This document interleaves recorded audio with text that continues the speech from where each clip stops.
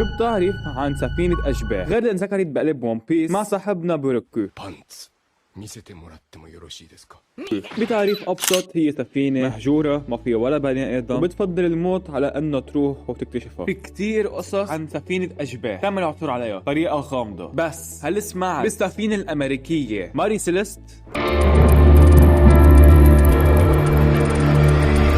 يو معكم لولو. اليوم فيديو جديد رح نتعمق اليوم ونفوت بقلب قصة كتير حلوة، قصة حقيقية عن سفينة أبحرت مع قبطانة وطاقمة، بس تم العثور عليها مهجورة. فكل البشر اللي كانوا بقلب هالسفينة اختفوا.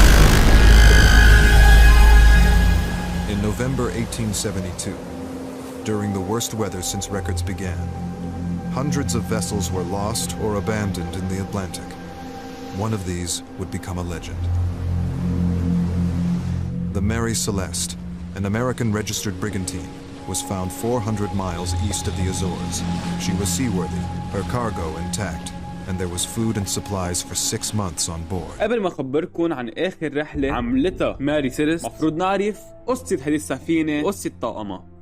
سنة 1861 بنيت هيدي السفينة بكندا، تحديدا بمقاطعة نوفا سكوشا بجزيرة صغيرة هونيك، وسميت هيدي السفينة أول شي أمازون. دخلك؟ كيف أنت قلت هي أمريكية بأول الفيديو مع إنه تم تصنيعها بكندا؟ انظروا شوي ورح نفهموا كل القصة. كانت السفينة معمولة من الخشب، مش هالقد كبيرة، عادية، سفينة عادية يعني تجارية. وكانت هذه السفينة منحوسة، يعني من أول رحلة لها كانت منحوسة. خيي اسمعوا هالخبرية. أول رحلة لهالسفينة كانت مهمتها تروح على أحد الجزر، تجيب خشب وتوصل هالخشب على لندن، تخلص من لندن وترجع على المنطقة اللي كانت فيها. انطلقت السفينة بعد ما حطوا كل التجهيزات وحطوا الخشب وهيك. على الطريق حس القبطان بوعكة صحية، مشان هيك قرر يرجع يوقف السفينة ويرجعوا محل مكانه، وبس صار هيك مات القبطان هونيك بقلب الجزيرة. فاجا قبطان تاني واخذ محله زمام القيادة، اسمه كتير طويل رح اختصره بس بباركر. فطلع باركر والطاقم تبعه بالسفينة وكف الطريق تبعهم. على الطريق مضطرين يقطعوا بمضيق صغير، بس قطعوا بهداك المضيق اصطدمت بعدة سد وواجهتهم اكثر من مشكلة كمان. اخيرا وصلوا الخشب على لندن. بالرجعة اصطدموا بسفينة صغيرة او مركب صغيرة فينا ما قدر لغرقها. باول رحلة مات القبطان، اصطدموا بآلات للصيد ودمروا مركب صغيرة. البداية كتير مشرفة. صرنا سنة 1867، وقتها بفعل العاصفة ضررت كتير هيدي السفينة، فتخلى عنها أصحابها أو مالكينها. فتم بيع هيدي السفينة لرجل أعمال، وهي شكلها مش سفينة يعني، هي أقرب لحطام. وذاك رجل الأعمال زبط السفينة وباعها كمان. بلش تنباع وتتعدل ومدري شو. آخر شي وصلت عن شخص اسمه ريتشارد هينس، اللي راح زبط السفينة كلها، سجلها على اسمه بنيويورك، وغير لها اسمها من أمازون لماري سيليست. ومن هون بتبلش القصة تبعنا. في كتير احداث صارت بس مش رح كتير فوت فيها، بس مهم تعرفوا انه القبطان اسمه بريج ما ندري شو هو الاسم، بس انه مهم هيك شيء قريب على هذا الاسم. هذا القبطان اللي مش بعرف افصله اسمه، عنده كتير خبره بالسفن وبالابحار وهالاشياء. نقى طاقمه بعنايه وعندهم كتير خبره هن كمان، يعني بيعرفوا يتصيدوا بالبحر، اذا صار في عاصفه بيعرفوا يتدبروا امرهم، بيعرفوا كل شيء عن البحر. ب 5 نوفمبر 1872 اجى وقت الابحار، ومهمتهم هو يوصلوا حموله كحول على ايطاليا. بس ما كان في حدا بيعرف الا الله انه هيدا اخر مشوار لهالسفينه لطاقمها. بهذا النهار زبطوا كل الاغراض، حطوا الخمور، حطوا الاكل، وحطوا كل شيء، وتاكدوا انه كل شيء تمام. طلعوا على القبطان مع طاقمه السبعه ومع مرته للقبطان كمان وبنته الصغيره، وانطلقوا بالبحر.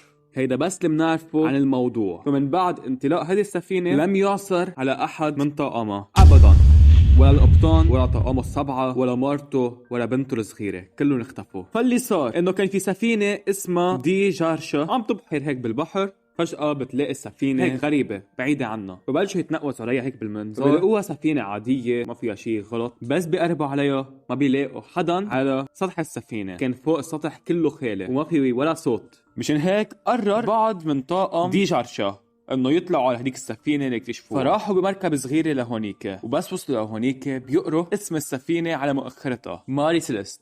فطلعوا على متن السفينه وبلشوا ينبشوا ويطلعوا، بلشوا يفوتوا على كل القوى ويفحصوا كل شيء. كان في بعض الأشرعة مخزقة أو مفقودة، وكل قوارب النجاة مخفية. وفاتوا على أوضة القبطان ليلاقوا سجل اليومي تبع السفينة، انه هن كل يوم يجي القبطان يكتب معلومات اللي صارت معه بهذا النهار تحديدا. وكان آخر تاريخ موجود بقلب هذا الكتاب هو 25 نوفمبر، قبل 9 أيام من هذا النهار اللي بس لاقوا فيه السفينة. يعني انه 9 أيام الطاقم مختفى، بكفوا البحارة ينبشوا ويكتشفوا اشياء. ما كان في شيء يأكد انه صار في اختطاف لطاقم السفينة او لهجوم القراصنة مثلا، يعني ما كان في شيء مسروق، كل شيء غالب بعده موجود محله. قرروا اخر شيء ياخذوا معهم السفينه على مضيق جبل طارق، هونيك في مرفق مثلا للسفن او الشغله يعني. بس وصلوا هونيك صار في تحقيق، في طاقم كامل ضايع مع مرة وطفل صغيره. بهذا البحث لاقوا مثل نقط دم على سيف القبطان وعلى الارض، وحطوا اخر شيء بدل الاستنتاجات انه الطاقم سكر كتير لدرجه انه واحد منهم كلهم وكبهم بالبحر، هو ضاع واختفى. تاني خبرية بتقول انه الطاقم كان مخبى شيء بقلب السفينة، شيء مثلا غير قانوني، وبس خلصوا المهمة تبعهم السرية طلعوا بمراكب النجاة واختفوا. في كتير نظريات حطوها على هيدي القصة، بس ما في شيء مأكد. مثلا تم قتل طاقم العمل ومحوا كل الأدلة، أو تم هجوم من قبل القراصنة، بس مثل ما قلت لكم انه القراصنة ما اجوا وسرقوا شيء. بس انه كل القصص اللي فيكم تلاقوها هي مش مأكدة ابدا. وهيك وصلنا لاخر الفيديو. ما تنسوا تحط لايك وعمل سبسكرايب وانشر الفيديو، وبليز بليز ادعموا هذا الفيديو، انا تعبت كثير عليه. نشوفكم فيديو جديد وباي.